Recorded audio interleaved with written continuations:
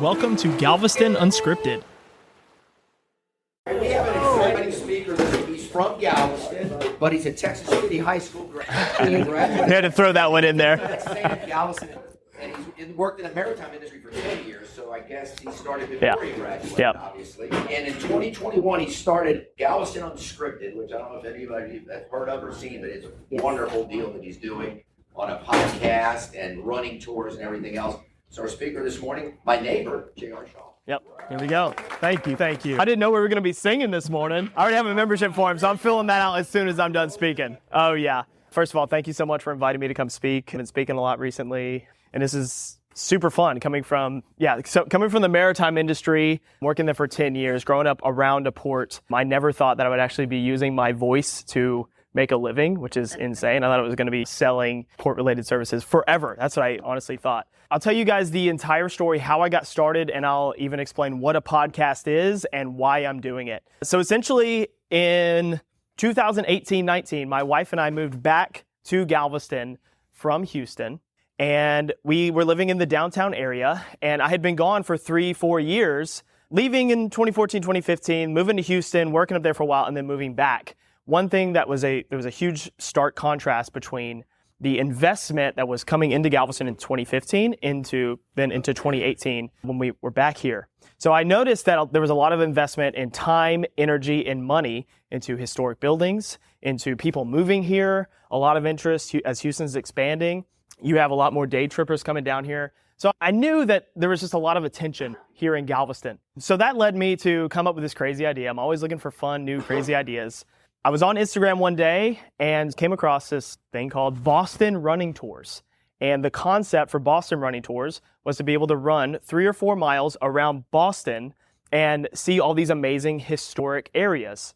And the reason I thought that was amazing is because Galveston is historically dense as well. You can see a lot of amazing Texas history in a very, very small area. You just think about the downtown area, how many amazing things do we have down there that built the state of Texas and the American West, right? So I had already known that it was important, but we didn't have anything besides just a regular tour that was different and fun and unique that could get young people engaged, young active people engaged. So I created an Instagram on my own called Galveston Running Tours, and I started booking crazy people to go run 3 or 4 miles through the downtown district, the East End Historic District, a little bit of Broadway, and I would just tell them, as you can tell, I'm pretty shy, but I would just tell them everything I knew about Galveston. And that led me to really deep dive into a lot of history, and you guys know my background, I'm not a historian at all, but I really started to study this history of Galveston and Texas and realize that we are sitting on a gold mine here in Galveston. And of course, you guys being here, living here, you know that. But we have 7 million plus visitors a year who don't quite know the importance of this amazing place that we live. That was 2019 when I got that started. Of course, we all know what happens in 2020, right? COVID hits. I no longer have to go to my day job in Houston, which is amazing for me. I was living on the island and I got to live the full island lifestyle while working from home. 2021 comes around and I have this crazy idea that I want to create an audio guide for my running tour route. That was just something super simple and easy that I thought I could accomplish. Go in my closet, use my phone, record something 3 or 4 minutes long, and put it on an audio tour map. That was the initial idea. Whenever I found that I was going to host this audio on a website, I figured it was a lot easier to host it on a podcast feed than it was on my initial website. So let's get into what a podcast is. So a podcast, essentially, I know a lot of you guys, who listens to podcasts here? Anyone? So you got a few who do. Who doesn't know what a podcast is at all? Okay, gotcha. A podcast is essentially an audio book where you get to go and choose the chapters, right? That's essentially how I look at it. Of course, it's an easy way to get information out there. It's a way to store digital information in audio form. And a lot of times now you can do that in video form as well. So whenever I decided to host this audio on this website, 3 or 4 minute long audio clips of historical information about a certain location, place, thing, event, I pushed it to all the podcast feeds. So you have Apple Podcast, Spotify, Google, essentially making this, what I didn't realize at the time, but essentially making this worldwide. Like anyone all over the world can find this stuff. I made it super easy to find and discover using keywords and the transcripts, basically, reducing the friction for anyone trying to find any historic information about anything I discuss in these podcasts. just making it stupid easy to find. A few months go by and I was still continuing this project, expanding beyond my running tour route and started to cover audio guides all over the island. And when I started to do that, I went to check the podcast downloads and people were looking up Texas history specifically, or American history. And I had done a pretty good job at layering in my short podcast tidbits, talking about the historic East End of Galveston, Texas, talking about the context of the time and everything. And people were able to find this information, these podcasts. And that's when a bell went off in my head. And I thought, okay, this is something we can do to teach people who are more likely to listen to a podcast or utilize digital media to understand history than pick up a book. So I know one thing that plagues people my age and younger is, when's the last time you've seen any of them sit down and read a book? It's tough, especially a history book. So this became my mission, is to essentially make it easy to access this information and to educate people on accurate history.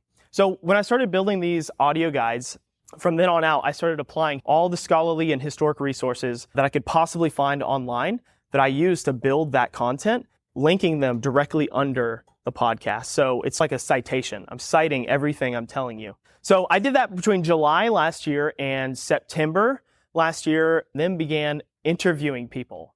And that was another light bulb that went off. I'm not the historian here. Why should I be the one to tell you all this stuff? We have amazing people here on this island in Texas, or accessible through other digital means, to help me tell the story of Texas history with Galveston mixed in there, even American history or world history, right? So we started interviewing people. Between October and February, had a few interviews. And then from February this year, I have over 11 hours of historically dense interviews, all focused around Galveston. So taking that to the next step, I wanted to find a way to help our visitors, besides just having an ad on Facebook or Instagram or some other social media site. How can I make it easy for you guys or any of these short-term rental owners to provide something that I'm basically building to the people that are visiting Galveston? Every podcast I record, I apply to an audio tour map. And then my goal is to essentially, anyone who's visiting the island, is to get them to at least know that there's an audio tour map available that can give them historic context. So what I have created, I actually have them in the back, those little blue plaques. Could you guys pass those around? So I started giving these away to short-term rental owners. So Airbnbs, VRBOs, restaurants, museums. All you have to do if you have a newer smartphone is take your phone out, make sure it's unlocked, and tap it to that plaque, and the audio tour is going to pop up immediately. You don't need to open your camera. You don't need to do anything like that. You open up this location-based audio guide right there in front of you. So it's actually something super easy. We have over 170 of these installed throughout the island so far. I want to have over 1,000 of them installed by the end of 2023.